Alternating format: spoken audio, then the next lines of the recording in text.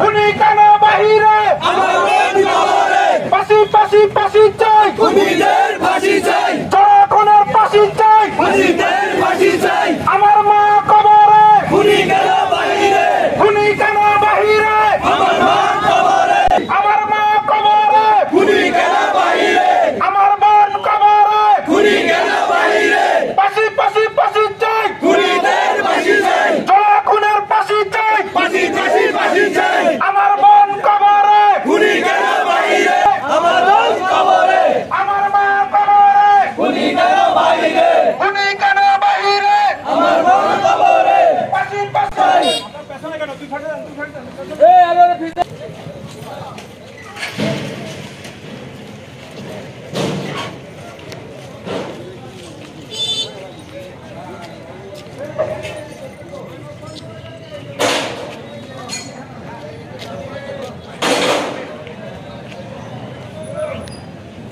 ফাঁসি ফাঁসি ফাঁসি চাই ফাঁসি চাই খুনিদের ফাঁসি চাই ফাঁসি ফাঁসি ফাঁসি চাই আমার মা কবরে খুনি কেন বাহিরে খুনি কেন বাহিরে আমার মা কবরে আমার মা কবরে খুনি কেন বাহিরে খুনি কেন বাহিরে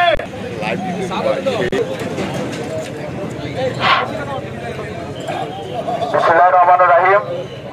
প্রিয় সোনাপুর বাজার ব্যবসায়ী নেতৃবৃন্দু, সবাইকে আমার সালাম। তো আমরা আজকে যে উদ্দেশ্য নিয়ে এখানে মানববন্ধন করতেছি সেটা হচ্ছে আমাদের সোনাপুর বাজারের বিশিষ্ট ব্যবসায়ী জনাব মিজানুর রহমান ভাইয়ের সহধর্মিণী ও ওনার মেয়েকে নিঃসংভাবে হত্যা করা হয়েছে। এ কারণে আমরা এখানে মানববন্ধন করতেছি। আমরা প্রশাসনের কাছে অতি দ্রুত খুনিদের গ্রেপ্তার করে আর আইনের সর্বোচ্চ শাস্তি প্রদান করবেন, এটা আমরা আশাবাদী। কারণ আইন শৃঙ্খলা যেভাবে অবনতি করতেছে এটা আমাদের রামগঞ্জে এটা দুর্ভাগ্য আমাদের বলতে গেলে। তো এখানে আমাদের আজকে দু চারটি কথা বলবেন সোনাপুর বাজার কমিটির সম্মানিত সদস্য জনাব বাবু অপূর্ব কুমার সাহা।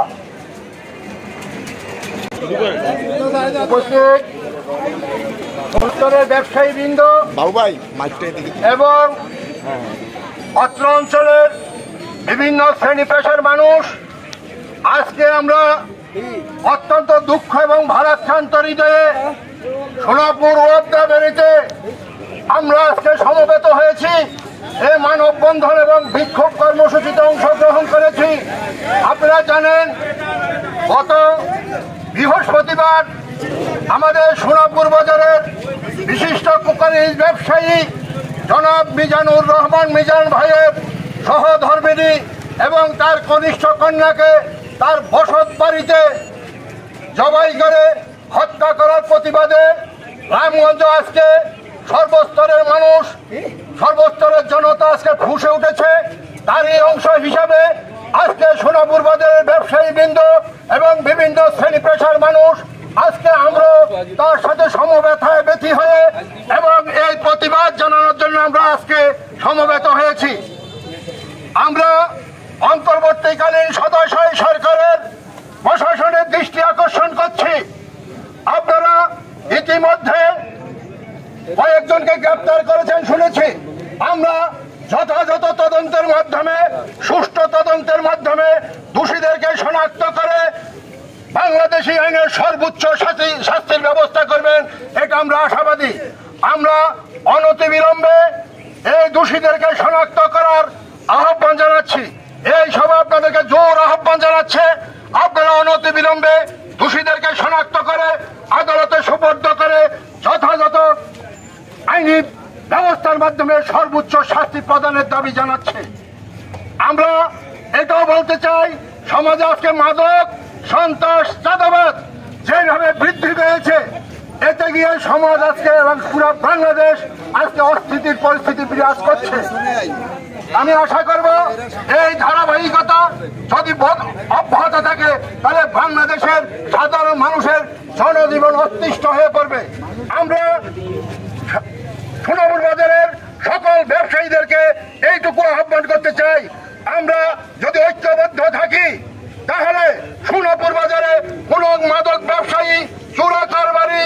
এবং কোন চাঁদাবাজ সোনাপুর বাজার প্রশ্রয় পাবে না। আমরা যদি সকল ঐক্যবদ্ধ থাকি, সকলকে সাথে নিয়ে এই সমস্ত অপরাধীদেরকে আমরা প্রতিহত করব।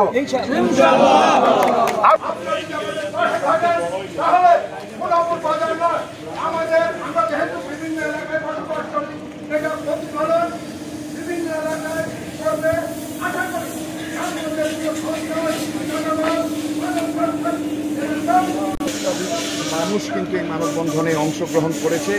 আপনারা দেখতেই পাচ্ছেন বিশাল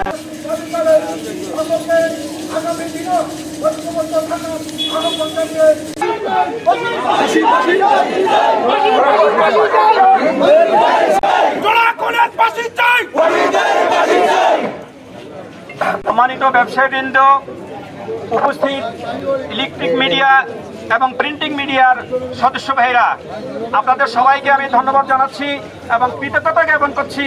আপনারা আপনাদের মূল্যবান সময় নষ্ট করে, দোকান বন্ধ করে এবং আপনাদের পেশার ক্ষতি করে এখানে আমাদের ডাকে উপস্থিত হয়েছেন, সেজন্য আপনাদেরকে আবারও জানাচ্ছি ধন্যবাদ।